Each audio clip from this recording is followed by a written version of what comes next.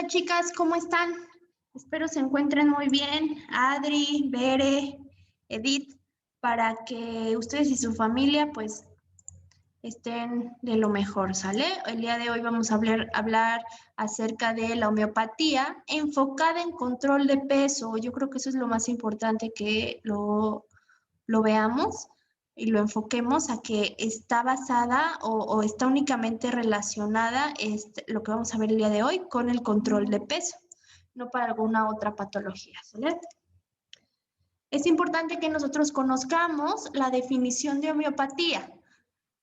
Tal cual, esta medicina alternativa es un sistema que tiene un marco teórico vitalista, ahorita vamos a ver qué es eso, cuyo objetivo no es solamente suprimir los síntomas, sino que aquí respetamos o se respetan todos los mecanismos de respuesta natural del organismo, para que así se vayan estimulando las propias capacidades.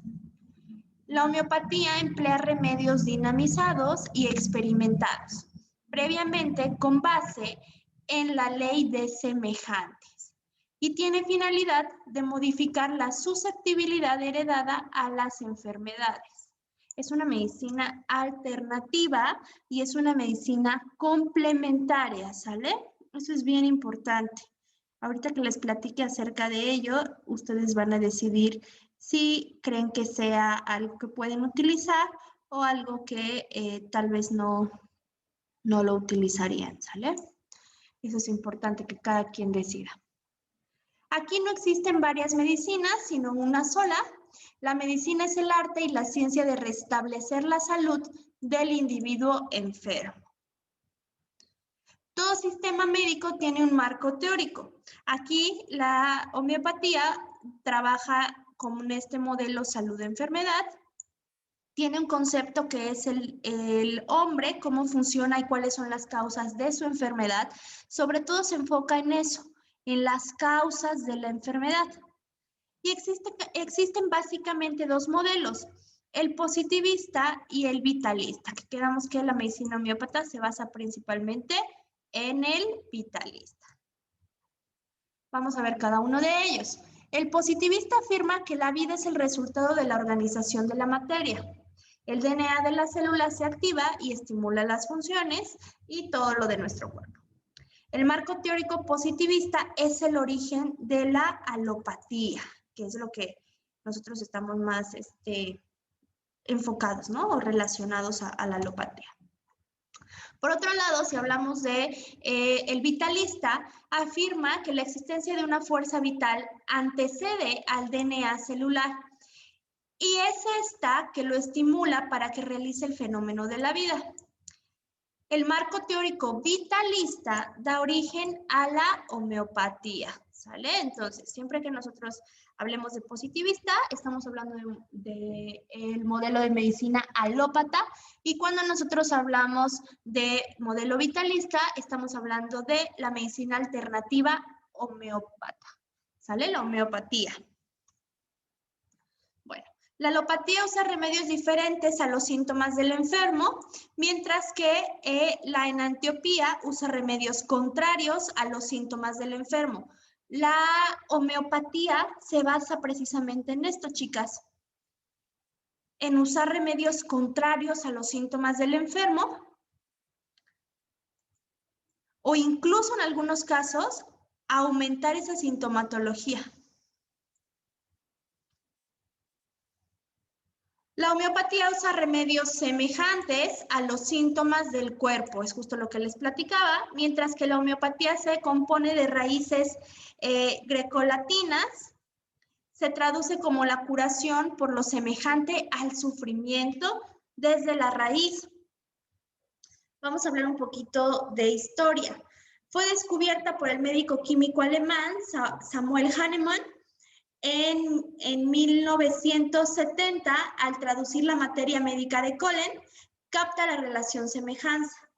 Se menciona la utilidad de la corteza de árbol de la cinchona en el tratamiento del paludismo y decide tomar polvos del remedio y experimenta un estado semejante al de la fiebre que provoca el paludismo.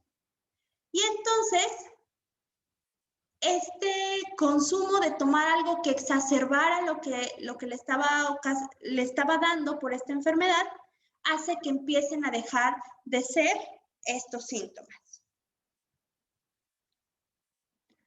Cuando dejan de ser e ingerirlos, es decir, en este caso lo que hablábamos de lo que iba a aumentar la fiebre, su estado se normaliza. Y entonces descubre así la ley de semejantes, enunciada antes por Hipócrates. Entonces, Hipócrates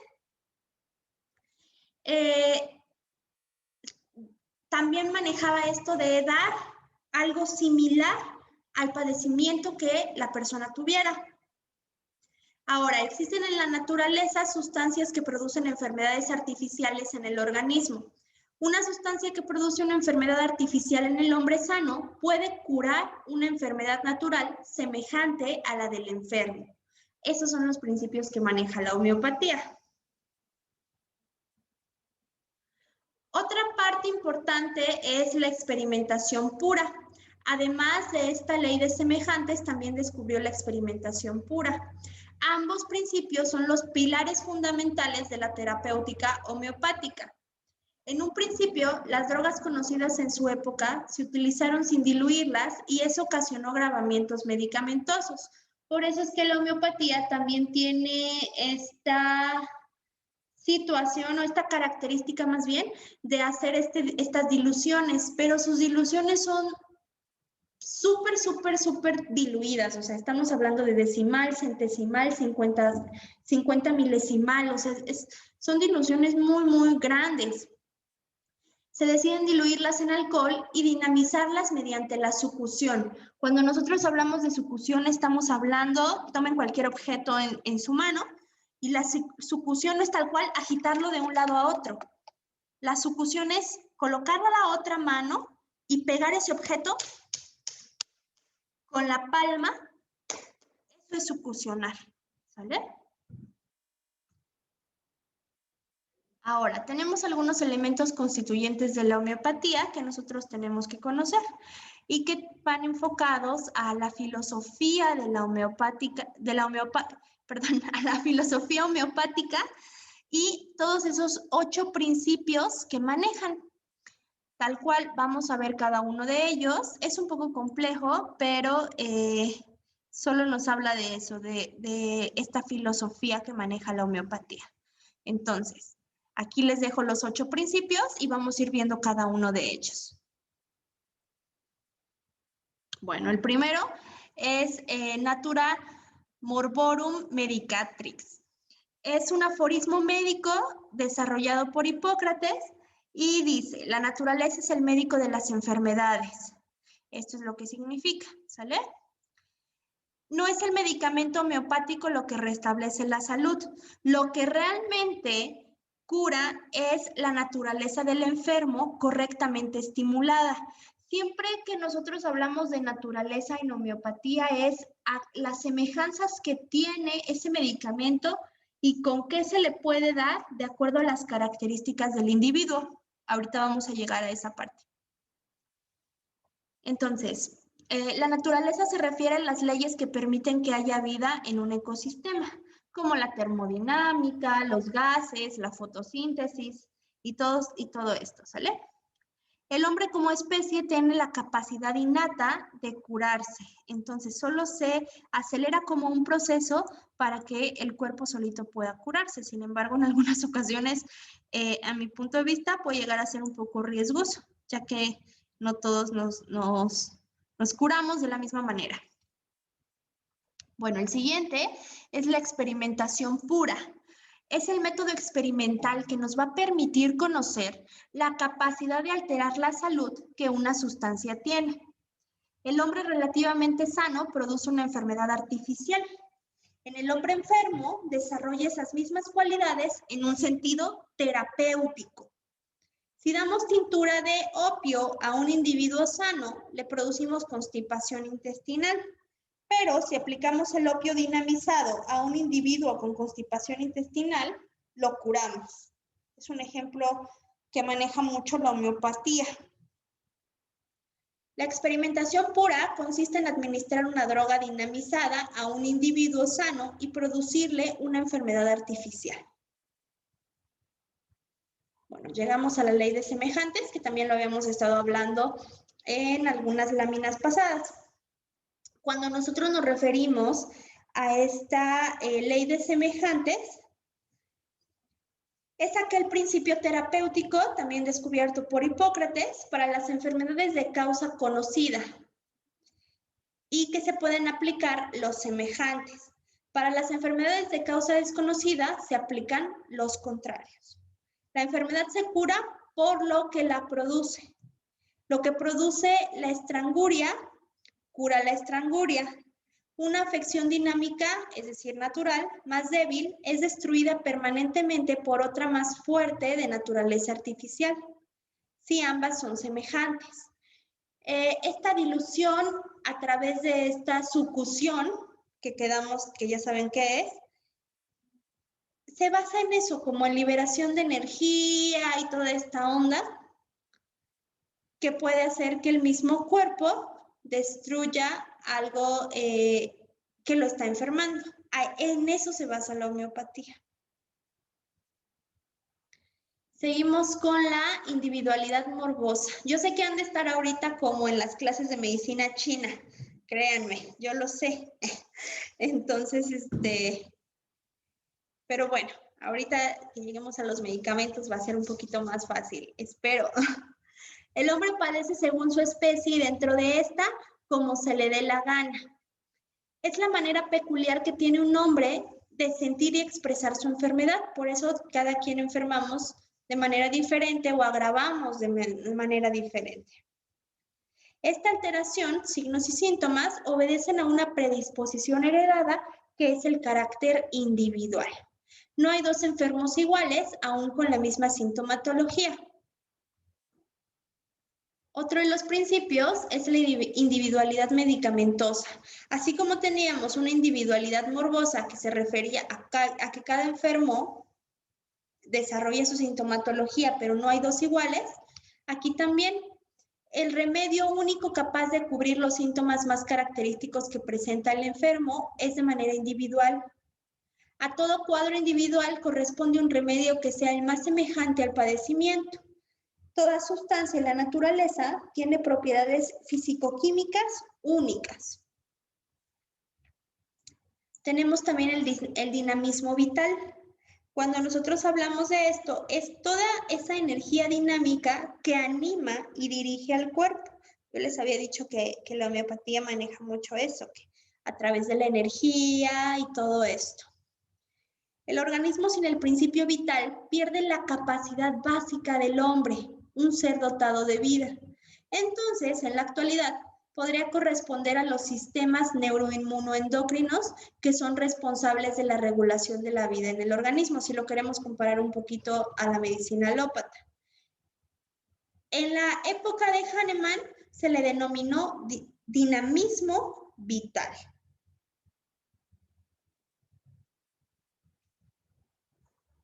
Tenemos también la dosis mínima adecuada, el estímulo energético mínimo necesario para iniciar o continuar un proceso curativo. A eso nos referimos con dosis mínima adecuada. Para que tenga efecto terapéutico, el medicamento debe administrarse en forma dinamizada, que es a través de esta sucusión. La elección de la potencia estará ligada al tipo de enfermedad y a la susceptibilidad individual. Teoría de las enfermedades crónicas o miasmas. En el estado morboso, constitucional heredado y heredable, el concepto de miasma está íntimamente ligado a la herencia y a la genética, lo cual nos predispone a ser y padecer un determinado modo, prácticamente nuestra herencia, nuestros antecedentes heredofamiliares. Ahora, seguimos. Modos de padecer en la homeopatía. Tenemos 3. La SORA, la psicosis y la sífilis. Cuando hablamos de un problema tipo SORA, voy a cambiar el color de este porque luego no se ve muy bien. Cuando hablamos de tipo SORA, estamos hablando de deficiencias. Estamos hablando de, cuando hablamos de psicosis, estamos hablando de excesos. Cuando hablamos de un problema sífilis, estamos hablando de destrucción. Entonces, la obesidad, ¿dónde entraría? En un problema psicosis, porque tenemos un exceso de peso. ¿Sale? Si nosotros hablamos de una hipotensión, es un problema tipo SORA. Si nosotros hablamos de una hipertensión, es un proceso psicosis, ¿sale? El concepto se aplica a la célula, al tejido, al órgano, al aparato, al sistema y finalmente al hombre en su totalidad. Entonces, de esta manera pueden aplicarlo en todo.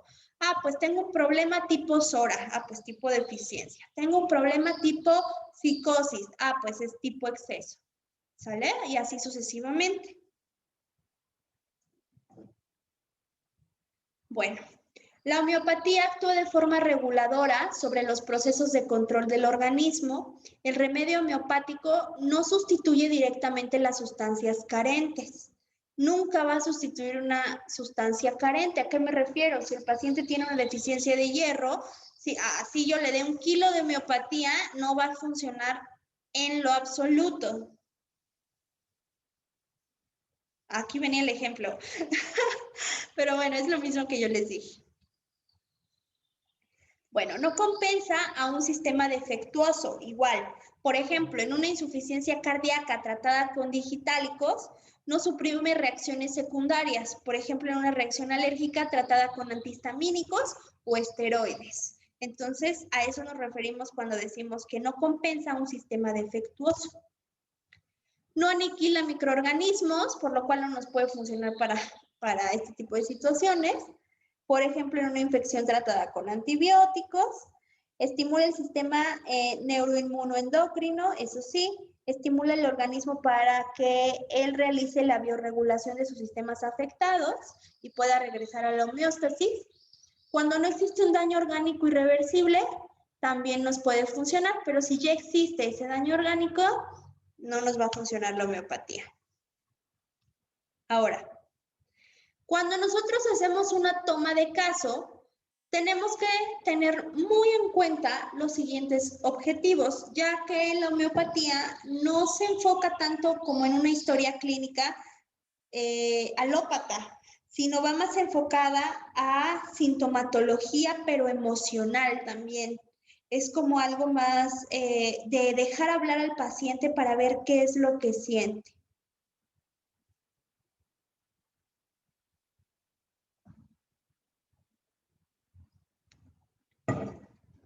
Bueno, 1.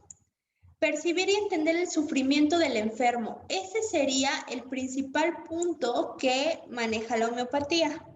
2.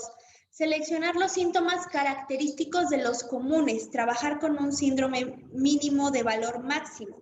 Es decir, por lo que vaya el paciente, con eso vamos a trabajar. ¿Sale?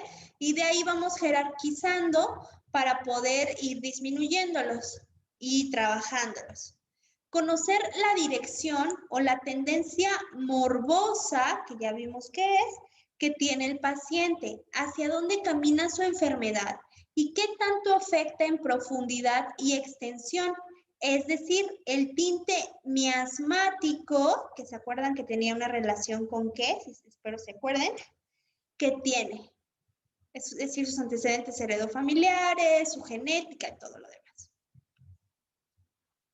Iniciar con la pregunta que lo haga ubicarse en el presente, porque así evitamos que el paciente divague y entonces cuando yo era chiquito me quebré un brazo y entonces ya saben, ¿no? Cómo se extienden los pacientes. Entonces, por eso iniciamos con una pregunta que lo haga ubicarse en el presente. Debido a que lo más importante es tratar el hoy existencial del paciente, debemos de preguntar las molestias más recientes. ¿Qué es lo que lo llevó a la consulta? Hay que evitar cometer el error de mezclar los síntomas agudos con los crónicos. Eso también tenemos que separarlo.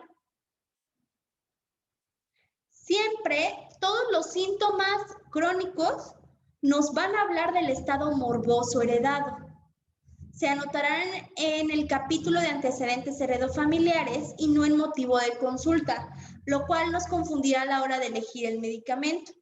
Los tomamos en cuenta para percibir sobre todo la carga miasmática que trae el paciente, pero no para el tratamiento de ese día o con el que vamos a iniciar.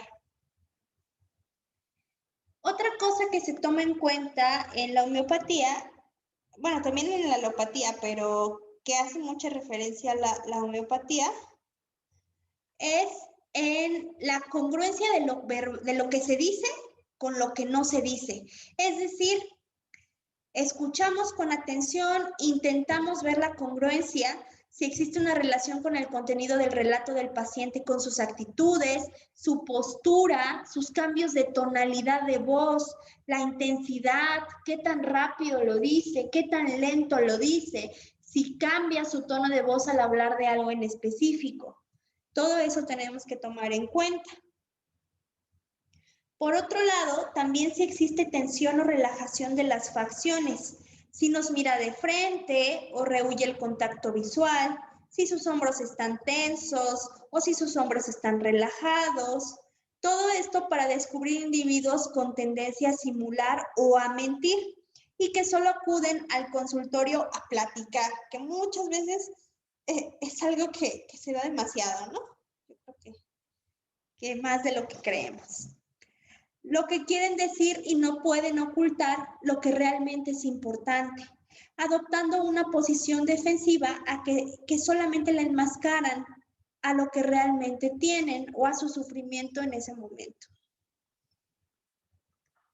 Cuando el paciente empiece a relatar un síntoma, hasta que no hayamos entendido completamente el síntoma, no pasaremos a interrogar los otros síntomas. Vamos de un síntoma en un síntoma y siempre a profundidad.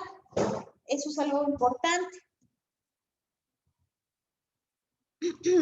Esto se logra pidiéndole que lo perciba con la mayor claridad posible, describiéndole varios tipos de dolor hasta que encuentre el más semejante al que padece. Por eso es que las entrevistas de homeopatía duran muchísimo, muchísimo, muchísimo, porque se van muy a profundidad de cada síntoma.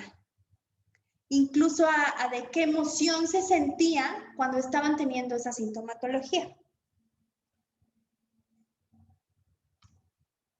Ahora, otra cosa de las que les hablaba es la potencia y escala. Cuando nosotros hablamos de una potencia o una escala, nos estamos refiriendo a cómo vamos a pedir nosotros en la farmacia ese medicamento homeopático, que ahorita vamos a ver qué medicamentos homeopáticos podemos usar para el control de peso, pero tenemos que ver qué potencias existen.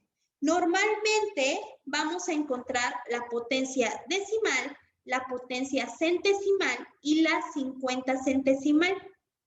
Ustedes van a decidir cuál van a usar de acuerdo a la sintomatología de su paciente. Si nosotros hablamos de una potencia decimal, estas no se dan por largo tiempo, ya que pueden agravar al paciente y solamente se dan en una acción orgánica y en un padecimiento localizado.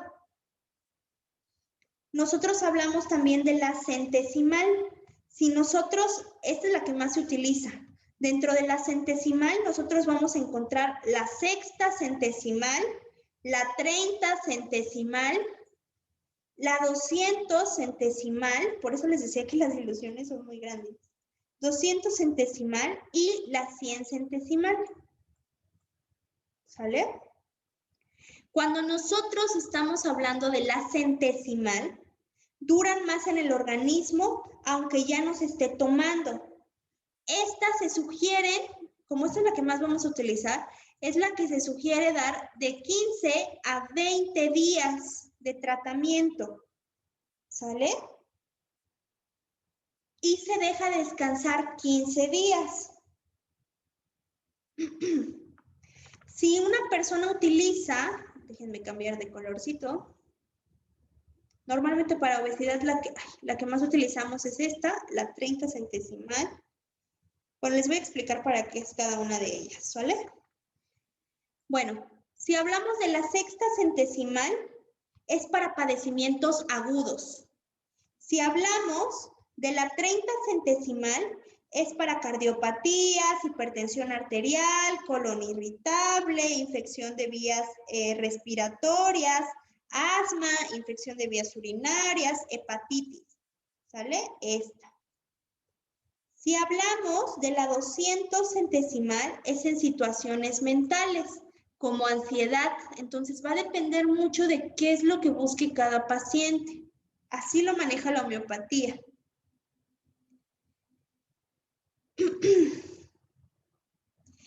Y entonces, perdón, aquí es 1000, no 100, aquí me equivoqué, aquí es 1000 centesimal.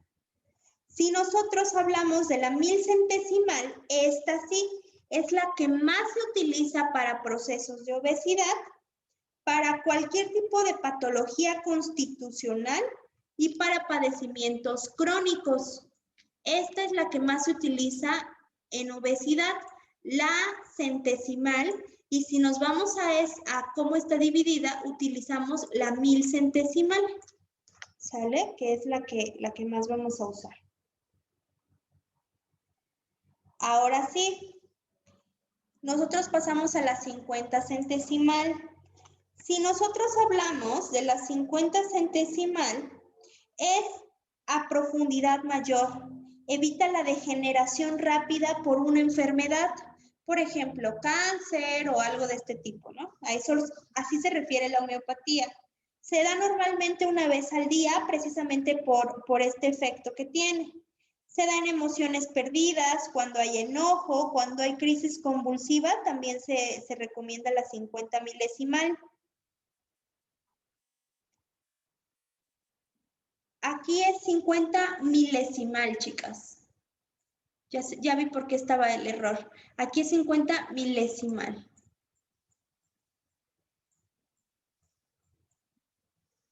¿Sale? Estas dos normalmente no las utilizamos en obesidad. En la que nos vamos a enfocar es en esta. Por eso es la que les expliqué a profundidad. ¿Sale? Solo para recordar. Es de 15 a 20 días. Es como nosotros lo vamos a trabajar. Y podemos dejar descansar 15 días. En casos muy extremos, podemos dar hasta 45 días, 3 veces al día. Y algo que a mí me ocasionaba un poquito de conflicto en la homeopatía es que cuando yo preguntaba la dosificación de homeopatía, que cuántas gotas, normalmente son 15 gotas siempre, pero yo preguntaba ¿por qué? Yo asumía que tenía que haber un cálculo como en la medicina alópata. Y no es así. Incluso me explicaban que con una sola gota se podía ver el efecto, pero que los pacientes no iban a creer que pudiera haber un efecto con una sola gota y que por eso se manejaban 5 gotas, 10 gotas, 15 gotas. Entonces, que no había problema y que podía como utilizar la cantidad de gotas que yo quisiera, siempre y cuando seleccionara la potencia específica a lo que yo quisiera trabajar. En este caso, como es obesidad, pues tomamos la centesimal, ¿sale? Para ser específicos, la 1000 centesimal.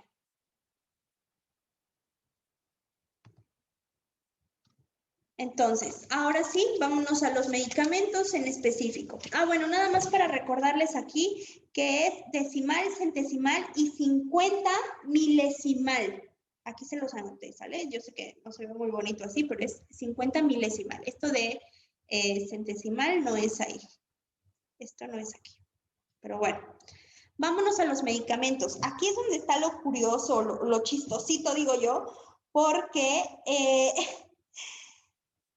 cada medicamento tiene una descripción en donde puede englobarse un individuo. Les voy a poner el ejemplo, pero antes vamos a iniciar con la definición. Los medicamentos homeopáticos lo que hacen es estimular la capacidad y reacciones que tiene el organismo para curarse. La homeopatía es un tratamiento que estimula aquellos mecanismos que pueden estar frenados en el organismo para que se pongan en marcha y se pueda luchar contra la causa o el agente patógeno. Medicina alternativa, complementaria, no sustitutiva. Bueno, vamos a empezar con el primer medicamento. Se llama Capsicum. El Capsicum ustedes lo van a pedir en su farmacia homeopática y lo van a pedir en la potencia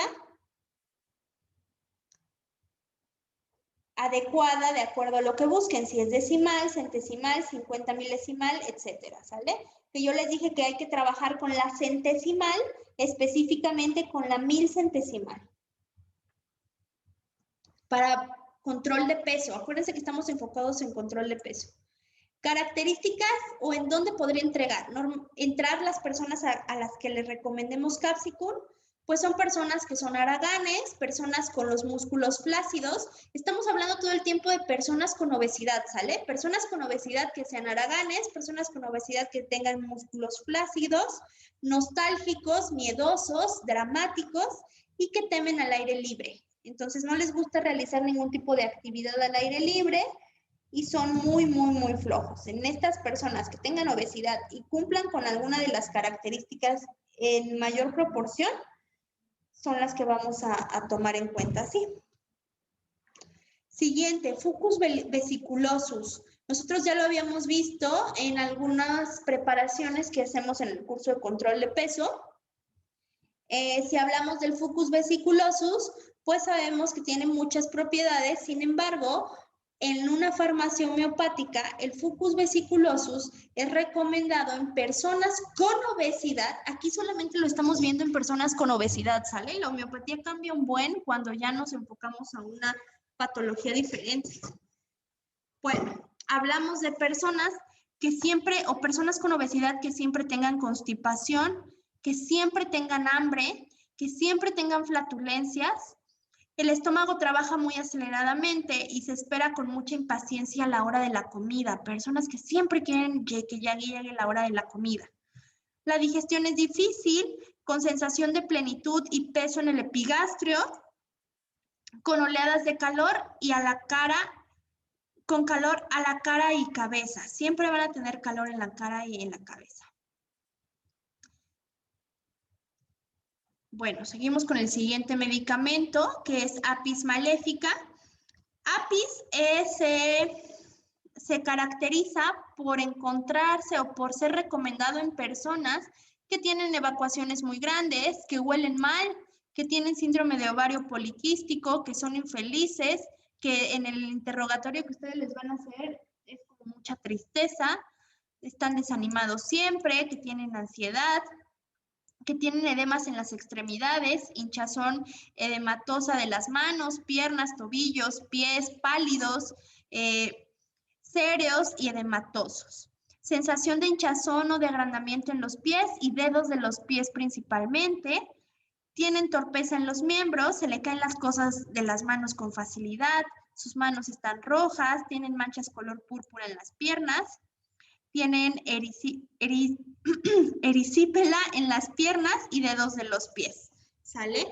Acuérdense, no debe de cumplir con con todas las características, sino es en lo que más lo encuentren, ¿sale? Eso es importante.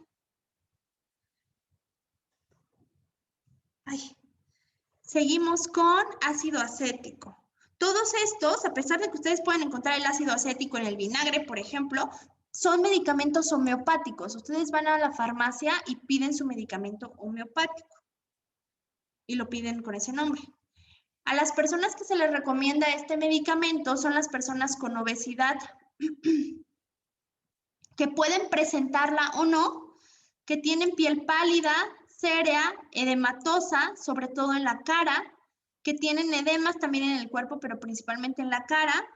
Siempre tienen sed, una sed insaciable y ardiente, y tienen mucho edema, como ya lo habíamos dicho, y varices. Antimonio.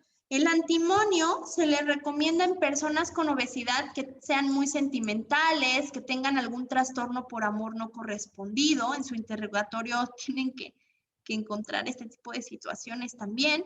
Aversión a que lo toquen o que lo miren, especialmente niños, cuando son niños, perdón.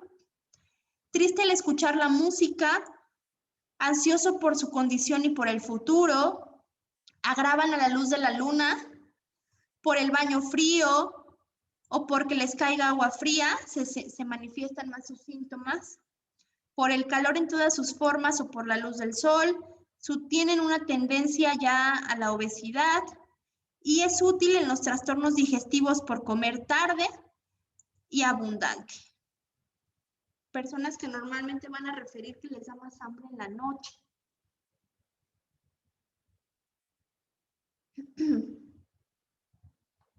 Grafites. Grafites son personas con obesidad que van a estar tristes, que siempre están abatidos, descorazonados, tienen mucha inquietud cuando están sentados en su trabajo o cuando están sentados en cualquier lugar. Tienen mucha ansiedad, pero sobre todo en la mañana al despertar, y tienen esta ansiedad por el futuro, tienen muchos problemas premenstruales, por anticipación, con sentimiento de culpa siempre, ansiedad por su salvación, se preocupan por su bienestar espiritual y afecciones religiosas. Siempre digo que son como los horóscopos, ¿no? Ay, en el que más te acerques, en ese medicamento tienes que ser.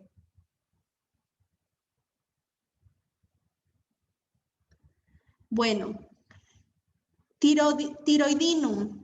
Este medicamento homeopático, bueno, antes de continuar, ustedes van a encontrar el medicamento homeopático en estos como chochitos y van a encontrarlo en líquido. Normalmente se debe de utilizar más el líquido o se debe de preferir el líquido a los chochitos. ¿Por qué? Porque estos chochitos agarran humedad. Entonces siempre prefieren mejor estos componentes líquidos. Y se pueden mezclar incluso los medicamentos, hasta 3 medicamentos se pueden mezclar en agua o en alcohol.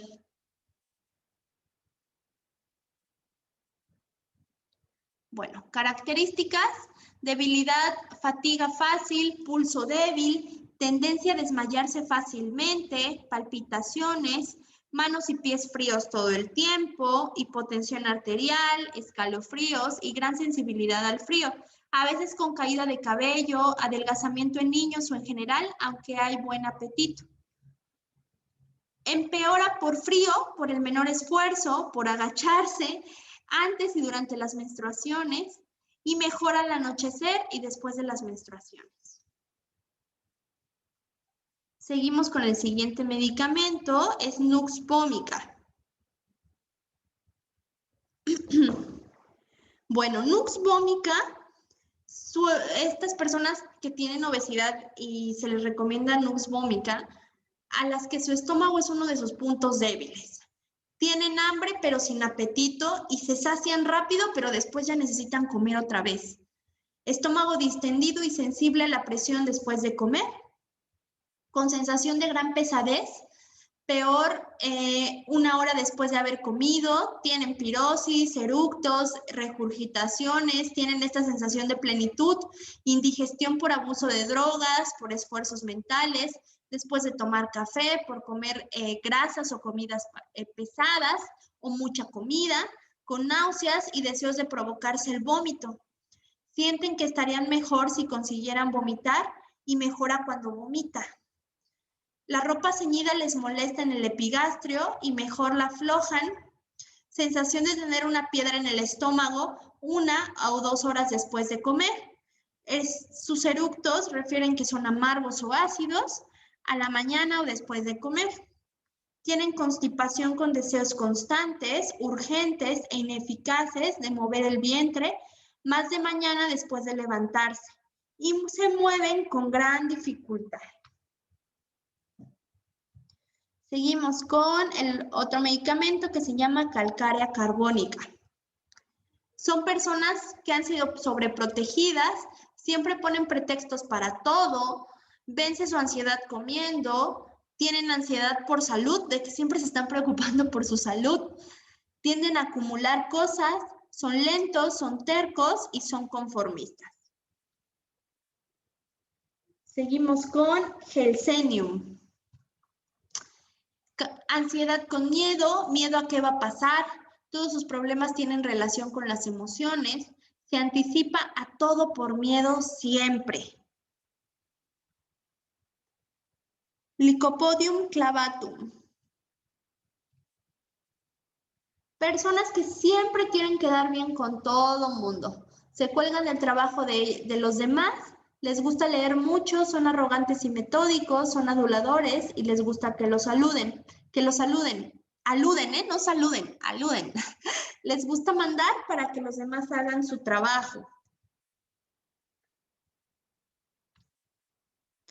Allium sativum o el ajo.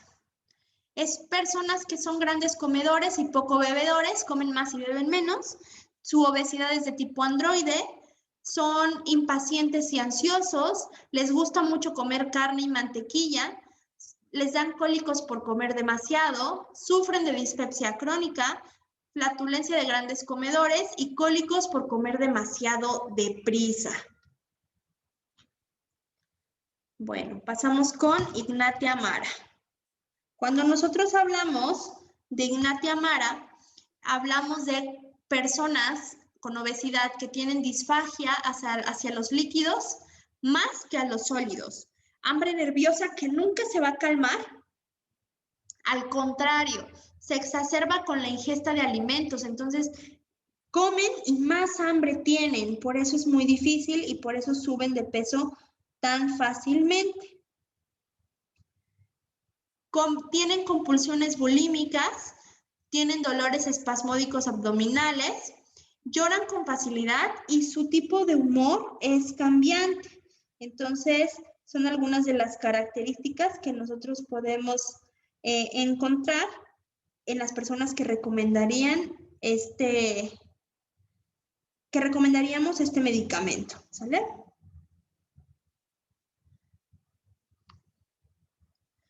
Ahora, nada más para repasar.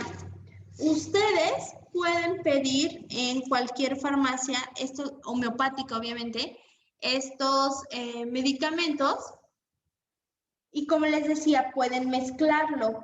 Normalmente para lo que vamos a ver de obesidad, siempre se va a utilizar de la centesimal, la 1000 centesimal, que es para la obesidad. Entonces van a la farmacia y piden tal medicamento y les van a preguntar en qué potencia y ustedes dicen 1000 centesimal y listo. Todo eso, ese frasquito, pueden tomar gotas, ponerlas en estos frasquitos especiales ámbar o en estos que son como goteritos, lo mezclan, le colocan de cada uno, pueden colocar de 15 a 20 gotas en ese, lo llenan, mitad agua, mitad alcohol. Si lo quieren hacer solo con agua, también lo pueden hacer solo con agua. Y entonces eso ya es lo que se va a empezar a consumir sin ningún problema. Obviamente lo succionan y se puede empezar a consumir, ¿sale? Esto sería todo por la clase del día de hoy, chicas. Déjenme sus dudas, si tienen dudas para que se las pueda resolver. Me las pueden escribir aquí en la plataforma o directo en el chat en WhatsApp y también con todo gusto. Cuídense mucho, que estén muy bien y estoy al pendiente de cualquier duda.